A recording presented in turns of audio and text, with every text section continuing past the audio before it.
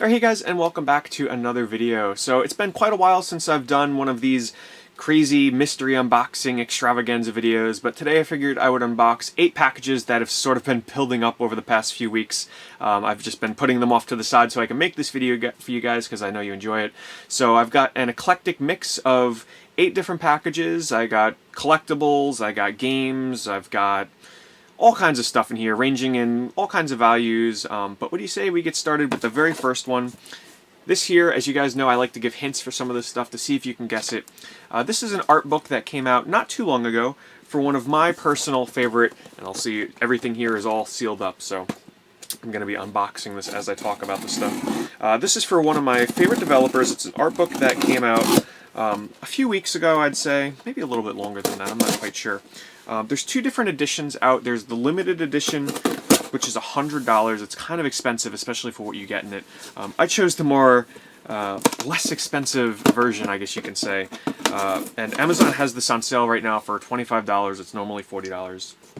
I'll put a link in the description below for those of you that might be interested in buying this after you see what it is. And I have a sneaking suspicion that you are probably going to want to do that. And that is, it's for a developer that has been developing for the Sony PlayStation line of consoles for quite some time. And that is The Art of Naughty Dog.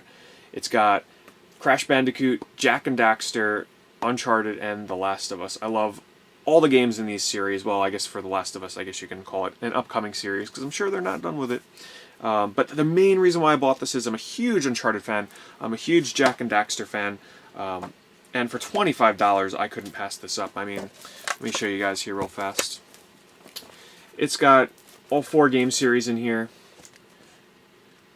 and it looks like it's got a lot of text as well. So it's not just pictures and concept art like some art books are that are sort of like overdone with like huge pieces of artwork which take up a bulk of the book. This has actually a lot of text in it. But it's just exciting to have an official art book for all these games by Naughty Dog. I can't wait to look through this and especially read through it too, because it's got quite a bit of text in here as well.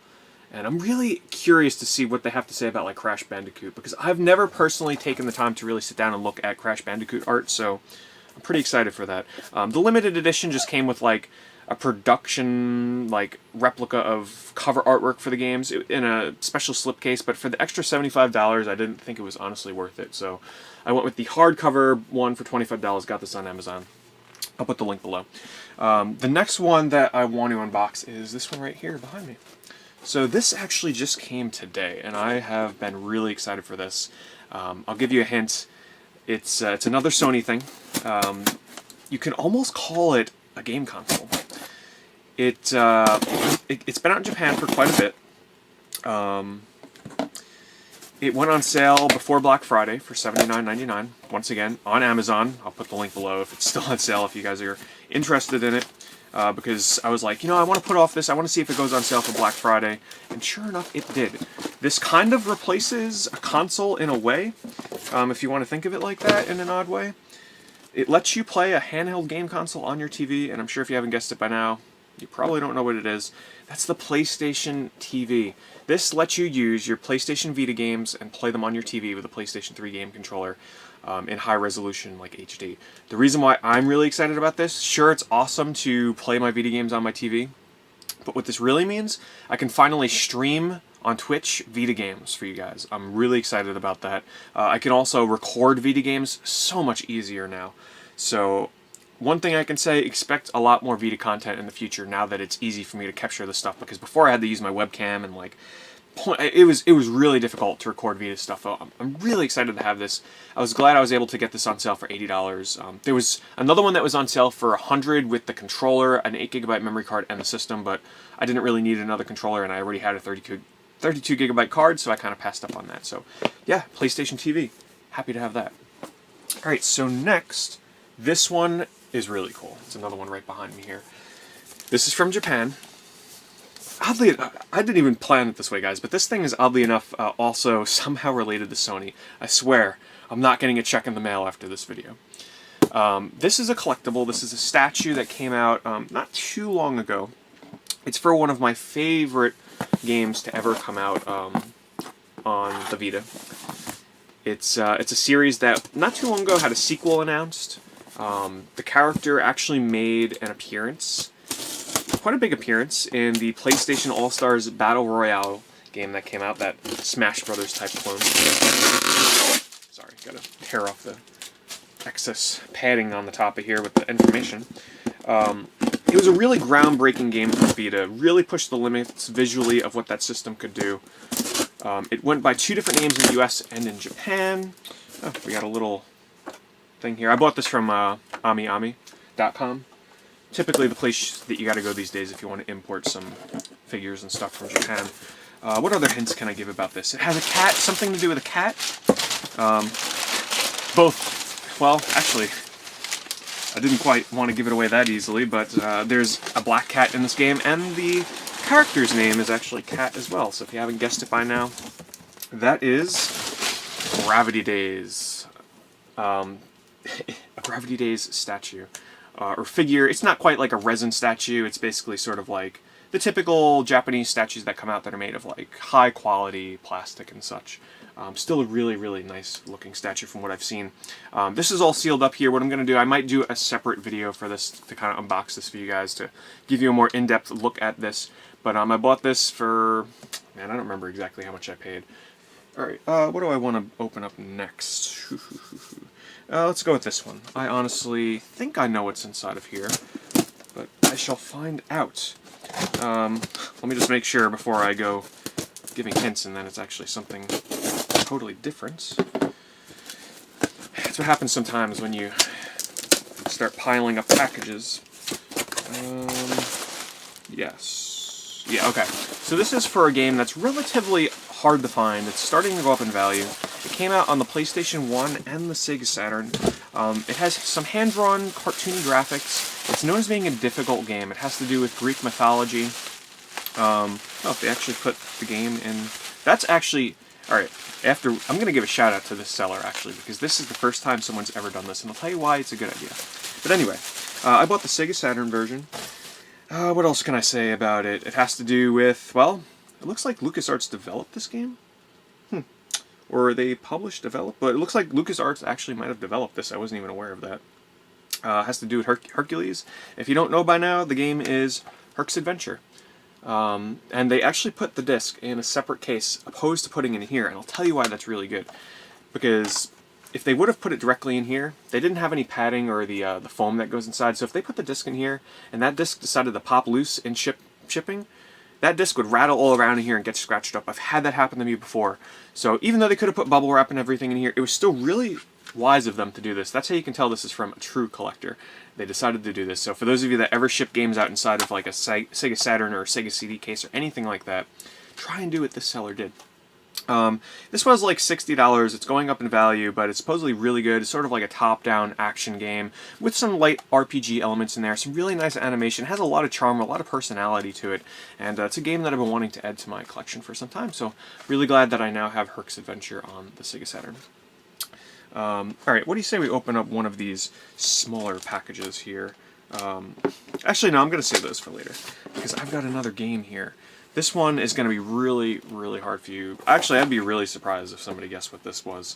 I'll give you a hint right off from the start. It's on the 3DO. From what I am aware, it's exclusive to the 3DO. I don't believe this game ever was released outside of that console.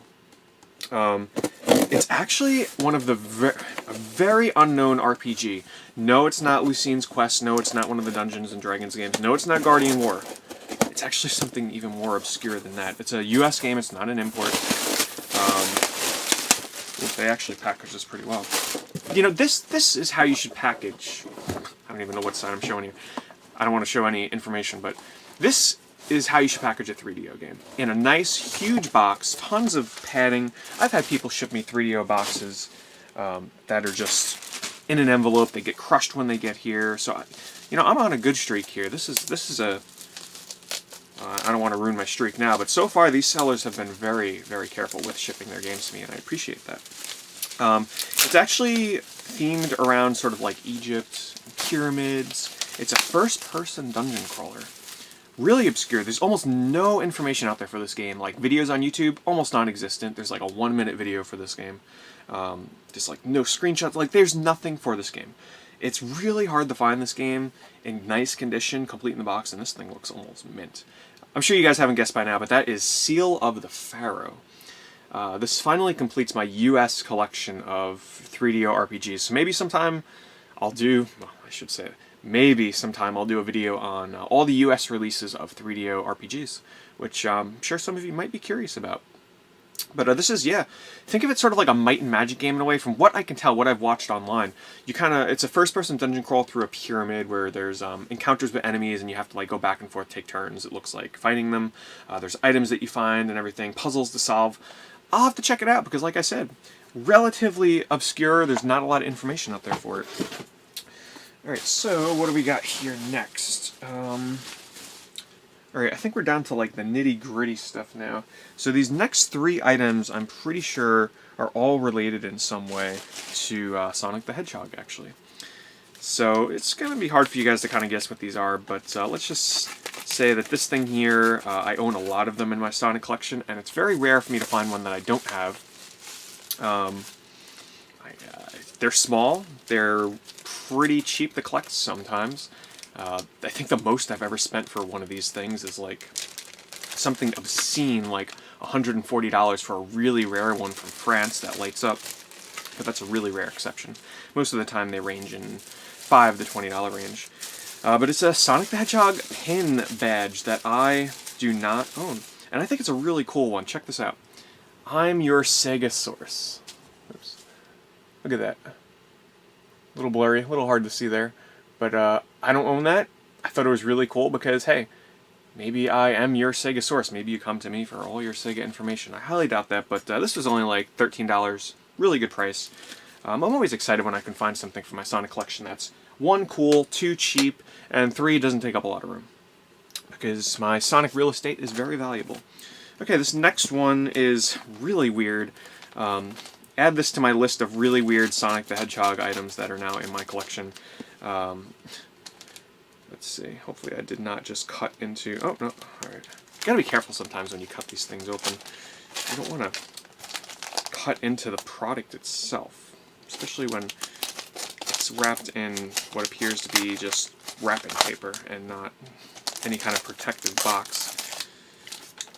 Whew, wow, I almost just cut it, I just missed this thing. If I would have cut like a centimeter lower, I would have cut right into this. So this is actually, no one's going to guess it. So it's Sonic the Hedgehog video game gloves, okay? Now these gloves were like a series where they came out with different video game brands to put on a glove. And you were supposed to wear these things. Can I open this without like tearing it? Oh, I can, there's a button on the bottom. Perfect.